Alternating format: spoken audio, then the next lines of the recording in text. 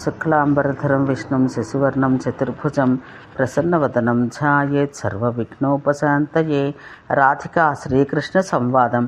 నారద మహర్షి ఇట్లు పలికెను: ఓ మునిశ్రేష్ఠుడా, ఆ తర్వాత ఆ పరమాత్మ యొక్క లీలా చరిత్రలో ఏ రహస్యం జరిగనో, శ్రీకృష్ణ పరమాత్మ నందుని గృహం నుండి మధురకు ఎట్లు వెళ్ళెనో, ఆ హరి యొక్క వియోగం చేత కృష్ణుని యందే నిలుపుకున్న మనసు గల నందుడు కానీ, గోపికలు కానీ, యశోద కానీ ప్రాణాలు ఎట్లు నిలుపుకున్నారు. కనురెప్పపాటు అంత సమయం కూడా కృష్ణ వియోగం కలిగితే జీవించన్నటి రాధాదేవి ప్రాణేశ్వరుడు లేకుండా తన ప్రాణాలు ఎట్లు నిలుపుకొనెను. ఏ గోపాలుడు వండుకున్నను కూర్చున్నను భోగాలు అనుభవించిన ఆ కృష్ణుడు వెన్నంటియే అతని సంఘంలో ఉండిరో అంతటి బంధువు నెడబాసి వ్రజంలో ఎట్లు జీవించారు, అతన్ని ఎట్లు మరచరి. శ్రీకృష్ణుడు మధురానగరానికి పోయి ఏ అద్భుత కర్మలు చేసెనో, తన లీలా శరీరాన్ని వదిలి స్వస్థానానికి చేరబో వరకు ఏమి జరగనో ఆ వృత్తాంతమంటిని అంతా నాకు చెప్పవా అని అడగగా, శ్రీ నారాయణ మహర్షి ఇట్లు పలికెను: కంసుడు శ్రీకృష్ణుని రప్పించుటకై ఒక మిషగా ధనుర్యజ్ఞం ఆచరించెను. ఆ యజ్ఞాన్ని దర్శించాలని రాజుచేత ఆహ్వానించబడ్డ భగవంతుడు మధురానగరానికి పోయెను. కంసుడు కృష్ణుని తోడుకుని వచ్చుటకై రేపల్లెకు భగవంతునికి ప్రియుడైన అక్రూరుని పంపెను. అక్రూరుడు బలరామాదులతో పాటు శ్రీకృష్ణుని తీసుకుని మధురకు వచ్చెను. కృష్ణుడు తన జన్మచేత పవిత్రం చేయబడ్డ మధురకు వెళ్ళి తనను తిరస్కరించిన ఒక చాకలివాణ్ణి ఎదిరించిన చాణూర ముష్టికులని మల్లులను కువలయాపీడమనే గజమును సంహరించి రాజైన కంసుని సంహరించెను. ఆపణలకు బంధువైన శ్రీహరి తన తల్లిదండ్రులైన దేవకి వసుదేవులను, ఉగ్రసేనుడు మొదలగు బంధువులను వారి ఆపదల నుండి ఉద్ధరించెను.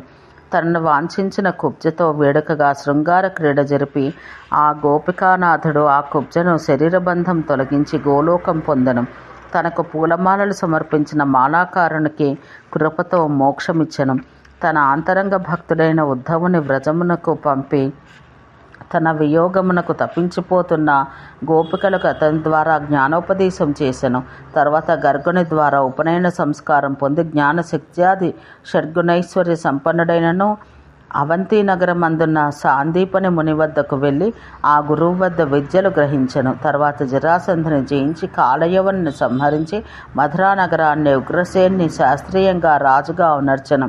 పశ్చిమ సముద్ర తీరానికి వెళ్ళి అక్కడ విశ్వకర్తతో ద్వారకాపురి నిర్మింపచేసి దాని యాదవుల రాజధానిగా చేసి నివసించెను.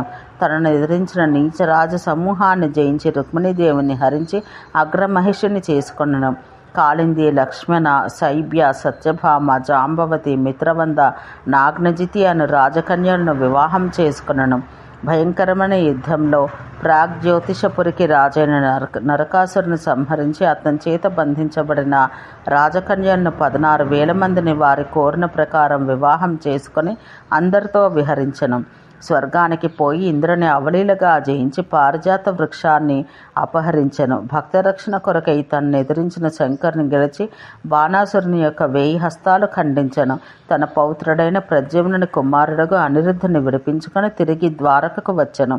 తర్వాత ఏకకాలంలో అందరు భార్యల గృహంలో ఏకరూపాన తనను చూపించి లోకులను అనుగ్రహించెను. తీర్థయాత్రల సందర్భాన వసుదేవుడు ధ్యానమగ్నుడై యోగమందుండగా అక్కడ తన ప్రాణములకు అధిష్టాన దేవత అయిన రాధాదేవిని హరి దర్శించెను. నిండుగా 100 సంవత్సరాలు గడిచిపోగా సుధాముని యొక్క శాపం విమోచనమైన కాలంలో మరలా రాధను దర్శించిన స్వామి ఆమెను తీసుకుని తిరిగి పుణ్యవంతమైన బృందావనానికి పోయెను. అక్కడ జగన్నాథుడు రాధతో పాటు 14 సంవత్సరాలు భారతవర్షమందలి పుణ్యక్షేత్రమైన రాసమండలంలో రాసక్రీడలు నడిచెను. అక్కడి నుండి మరలా నందమందిరానికి వచ్చి 11 సంవత్సరాలు గడిపి ఆ విభుడు మధురలో ద్వారకలో నిండుగా 100 సంవత్సరాలు నివసించెను. జగములన్నింటిలో విస్తరించిన పరాక్రమం గల శ్రీకృష్ణుడు తన అవతార ప్రయోజనమైన భూభారాన్ని తొలగించి 125 సంవత్సరాలు భూమండలమందు నివసించి అత్యంత ప్రాచీనుడై ఉండి అత్యంతము నవీనుడుగా ప్రకాశించి గోలోకాన్ని చేరబోయెను. యశోదానందులకు రాధాదేవి తల్లిదండ్రులైన కళావతి, వృషభానులకును స్వామి తన గోలోకమందు సమీపాన వర్తించగల సామీప్య మోక్షస్థితిని కృపచేసెను. శ్రీకృష్ణునితో పాటు గోలోకేశ్వరి గోపీనాయిక అయిన రాధాదేవియు ఆసక్తితో వేడుకతో యుగయుగమందును భూమండలాన వేదోక్తమైన ధర్మసేతువు బంధించి శిథిలముగచున్న ధర్మాన్ని తిరిగి తిరిగి తమ అవతారాలతో దృఢపరిచి జీవకోటిని రక్షించుచుందురు. ఓ నారద మహర్షి, సంక్షేపంగా ఇట్లు కృష్ణ చరిత్ర మొత్తం చెప్పబడింది సుమా. ఈ శ్రీకృష్ణ చరిత్ర అధికంగా మనస్సును ఆనందింపజేయున్నది. ధర్మార్థ కామ మోక్షాలనే చతుర్విధ పురుషార్థాలను ఫలముగా వినువారికి చదువువారికి ఇచ్చినది. ఓ నారద, ఈ సృష్టిలో చతుర్ముఖ బ్రహ్మ మొదలుకొని ఒక చిన్న గడ్డి వేరు వరకు అంతయు నశించినదే కనుక పరమానందదాత ఆనందమయుడు అయిన ఆ నందనునే రాధాకృష్ణ యుగల రూపాన ఉన్న స్వామిని భజింపుము. ఆ పరబ్రహ్మ తన ఇచ్చననుసరించి రూపాలు ధరించువాడు.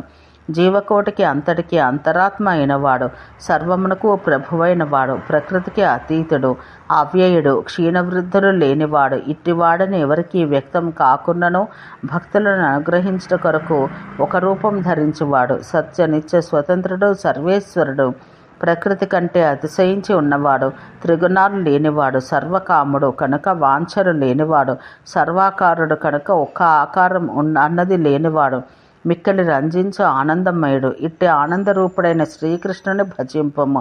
శ్రీకృష్ణార్పణమస్తు. పూర్వార్థం సమాప్తం. శుభం భవతు. సర్వం శ్రీకృష్ణ చరణారవిందార్పణమస్తు. సర్వే జనా సుఖినో భవంతు. శుభం భవంతు. శుభం భవతు. ఓం శాంతి శాంతి శాంతి.